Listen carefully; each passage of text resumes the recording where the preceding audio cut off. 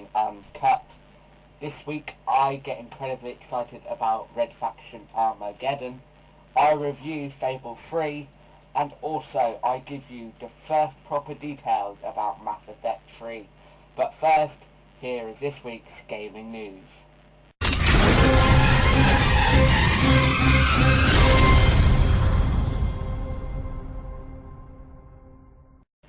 Hello and welcome to this week's gaming news. First of all, Ubisoft have confirmed that unfortunately in the Splinter Cell HD trilogy there will be no multiplayer. If you're looking forward to going to the Gadget Show live this year, you'll be pleased to know that LEGO Pirates of the Caribbean is playable.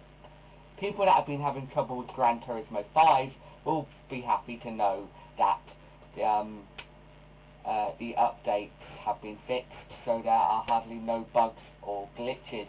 Infamous 2 has a new trailer now, which shows off Cole's new powers. And finally, Sony has confirmed they will not be price cutting the PSPs in the UK. That's your fix for this week's gaming news. See you next time.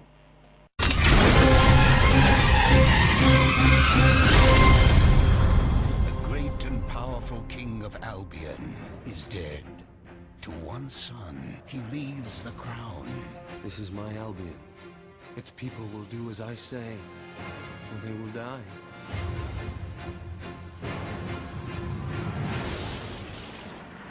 To the other son, he leaves a life of adventure. Flawless! Who could resist you? One brother's tyranny leads to starvation and misery, Albion needs nothing less than a revolution. while from the other brother's choices, the quest to save Albion begins.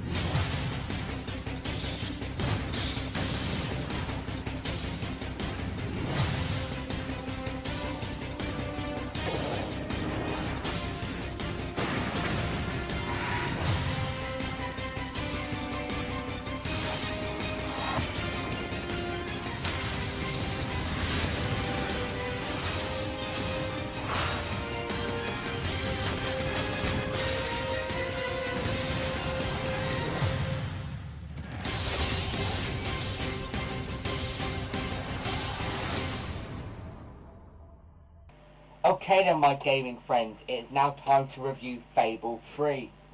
We return to Albion in the third installment of Fable. Fable returns in its most exciting and dark adventure yet. First of all, for once your character speaks. Yay! You play as either the king's, queen, brother or sister in this latest installment. We played it as the brother. The aim of the game is to build an army to get revenge on your brother for doing nasty things to the citizens of Albion. It's been 50 years since the last Fable adventure, and Albion has changed a lot. Albion is in a time of recession. People are homeless, abandoned, executed. Walking through the streets of Albion or anywhere really makes you feel like you're in Fable's world. You learn magical skills along the way, and some of the magic is rich and cool. The graphics have changed on the game and it looks better. You are trained by a man called Walter who used to be in the army. Walter plays a key part in the game right until the end. Fable is more darker this time with more grisly enemies to face. You can be good or bad surrounding your consequences and actions. Help a lady or strike and kill everyone you see. It changes you in so many different ways. Lionhead Studios have packed more quests for you to do this time. They are much better than Fable 2, as they are longer and have a lot more action and magical elements to them. Role-playing also plays a much more bigger part in the game. And one of the biggest challenges in Fable 3 is where you come towards the end. Let's just say you have the power to choose between life and death. Fable 3 is not a massively long game, and it can be completed in up to 4 to 12 hours depending what you do in the game. There is added co-op mode to keep you occupied. The only problem with Fable is that the dog does not really play a massive role in the game. The only thing it does is bark when there is treasure. Apart from that, Fable 3 is a rich experience which will be enjoyed by many gamers. Are you ready to take on your biggest challenge yet? Fable 3 gets an 8 out of 10.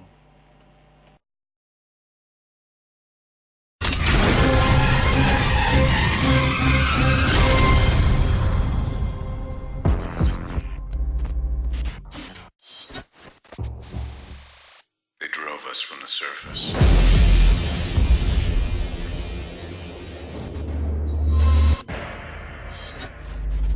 And pushed us underground. But as we survive in the mines our ancestors built, we're beginning to realize we're not alone. We're no longer the only life on Mars.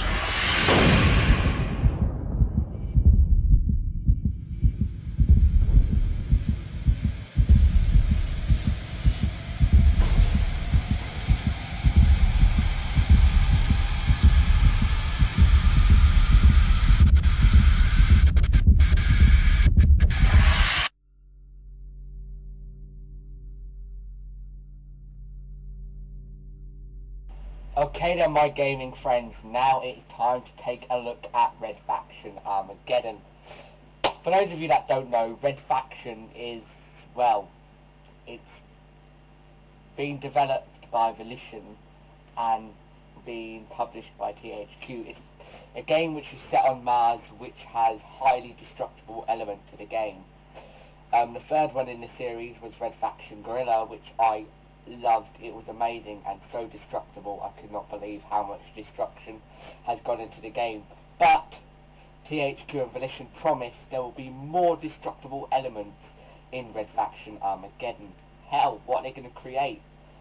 Well, in this game you play as Darius Mason, the grandson of Alec Mason, who was in Red Faction Guerrilla, who you played as in Red Faction Guerrilla. Jim Boone, the producer, says there will be a lot more action and it will be a lot more free roam and stuff like that. It's set to be, he says, it's one of the biggest works they have done in a long time, and they hope that most people will enjoy Red Faction Armageddon. Okay, so in Red Faction Guerrilla, when you destroyed buildings, they were more or less just down on the ground. They could not be rebuilt. Well, now there is a nano gun. The nano forge was used in the Red Faction Guerrilla, and now they have used that a bit more and realised what you can do with the nano gun. And in Red Faction Armageddon, when you destroy a building, you can use the nano forge gun, or whatever you want to call it, nano gun, to recreate buildings that you have just destroyed. Jim Boone says when you do that, not only will you be creating the exact same building, but there'll be little secrets along the way, little treasures you can find, and, well, basically money, maybe even some new power-ups for your weapons, and stuff like that. The game features a new cooperative extermination mode, which has up to 4 players teaming up to fight against unrelenting waves of increasingly challenging alien attackers. So this is like entry modes, I'm sorry if I pronounced that wrong, like from Bulletstorm, or survival horde modes from Gears of War 2. The game is set to come out here in the UK on June the 3rd, and other places on May the 31st and June the 2nd in Australia, June the 3rd here in the UK, and across the world and America and other places on May the 31st. Let's hope that this game won't get delayed, because this game is looking sensational. I loved Red Faction Guerrilla, and I just hope that they have put as much effort as they have into Red Faction Armageddon as they did with Guerrilla. Your setting is still Mars, and you're underground. You play it underground, but of course you do eventually go underground, outside, sorry. What else is there? Well, the game was showed at E3 last year, and, well, I doubt it will probably be showed this year at E3 because it will already be out. But this is their hardest work, I think, and they've really put effort into this game, and I think that when they do that, I hope their audience likes what they see as well. I've seen bits of demos of the game, and I hope that when closer to the time a demo does come out on PlayStation, on the PlayStation Network and Xbox Live, just to see how good it is.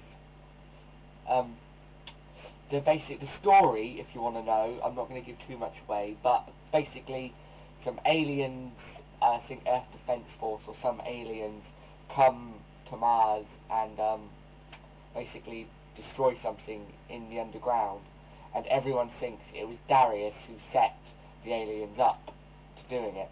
And basically the whole game is basically Darius clearing his name and basically becoming a hero to everyone in Mars. So yeah, it's all good.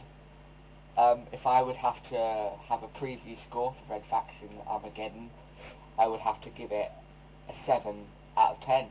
We can't wait to see more when it comes out on June the 3rd.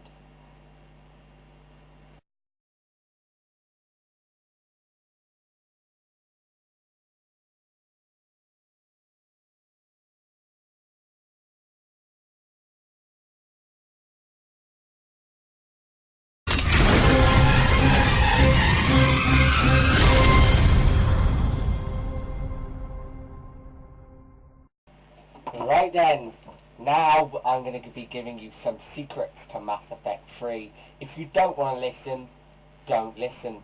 But if you do want to listen, well, listen. Okay, the beginning of Mass Effect 3, will be seen with Shepard on Earth facing trials of the events that occurred during the recent release of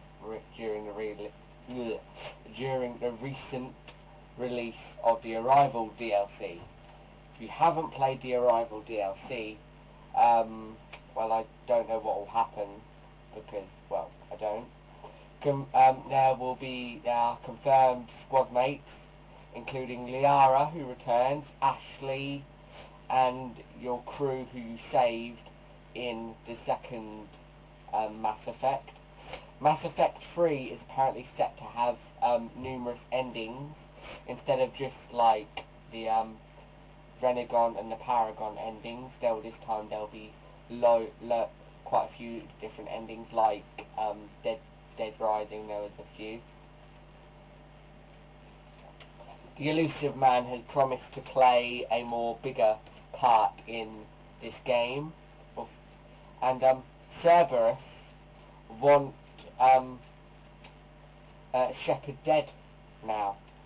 I can't wait to play the game when it comes out in October later this year.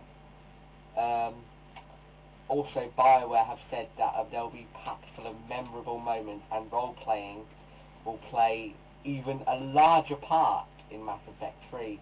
And also, the choices that you make in Mass Effect 2 will still be imported into Mass Effect 3, as well as the choices you made in Mass Effect 1.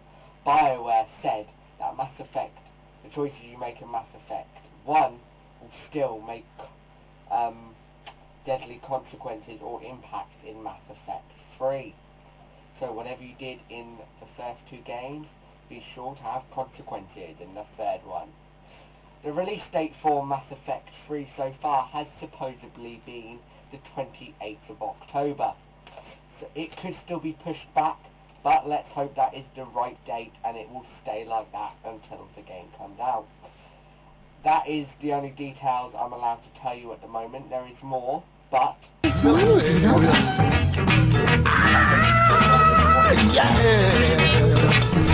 baby. Started a fucking war. Shaking the baby.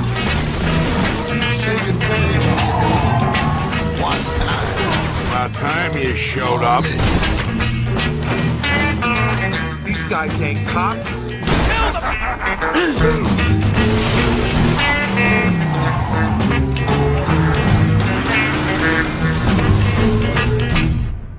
The working man's a sucker, that's for damn sure. You said it.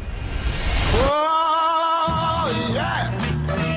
Well, come on home to me, baby. Okay, then now we're going to end this show by taking a look at what comes up in the near future of Gaming Uncut.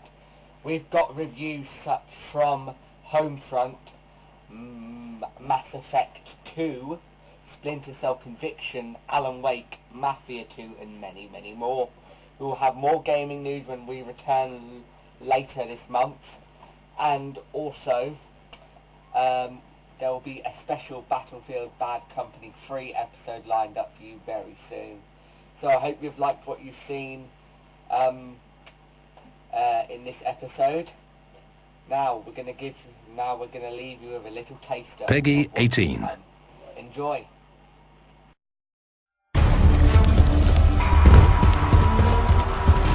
With Brink, we're just trying to make a game which allows easy movement.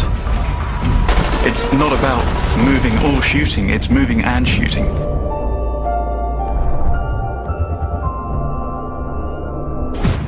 What we're doing in Brink is, frankly, a fairly new approach, something that benefits newbie players and advanced players alike. The smart system, smooth movement across random terrain, allows you to negotiate routes through environments that were previously impossible in shooters.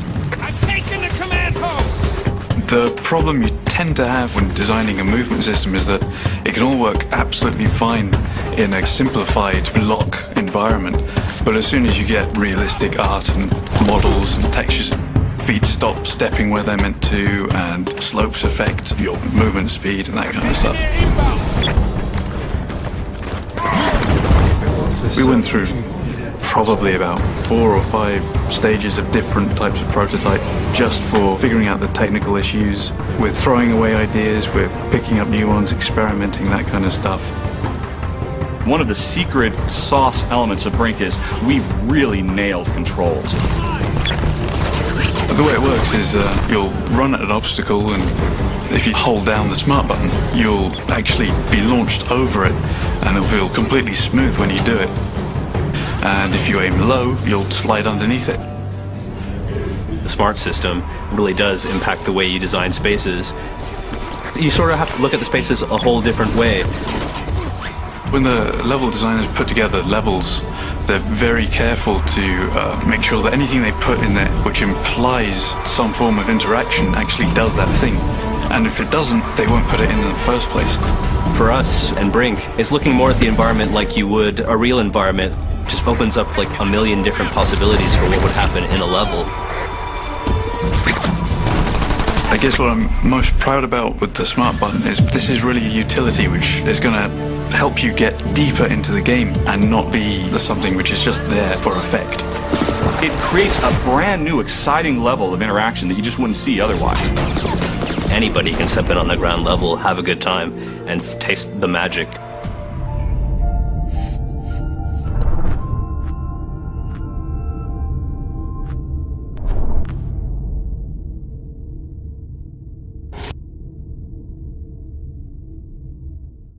Would require passing through the Omega-4 relay. No ship has ever returned from doing so. The team will have to be strong, their resolve unquestionable.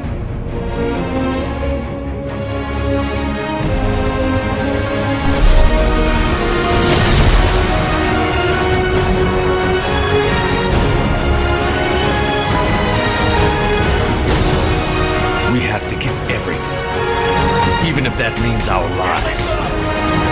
We will stop at nothing. We will fight for the lost.